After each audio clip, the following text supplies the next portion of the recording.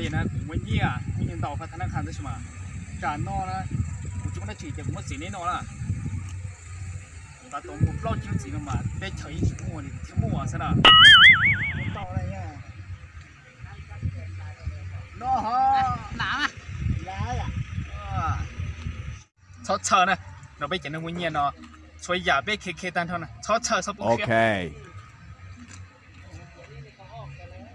呀，gì đồ lo à? Số A, cứ mua lọ xe này à? À, đây mà lọt tôi nha. Đi, đi tay.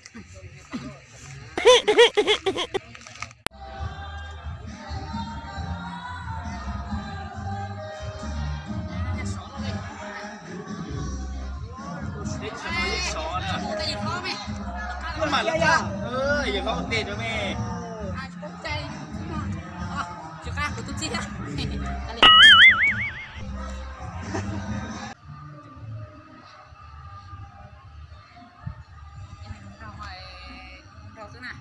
Bởi biết tôi mà nó có trong chọc lời như tiền khả chi chăng như thế này. Quý tử của na chị xong nó ô tô lúc nào thế?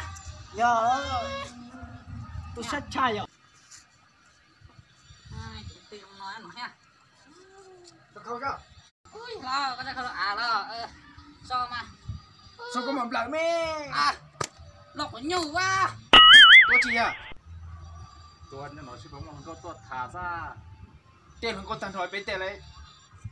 Nên thứ tôi chỉ mà sao hả? Lo, trong đó này không luôn à. Số thế tiêu à? Lo, nhìn nhẹ. Tổng cả kia linh nè nè.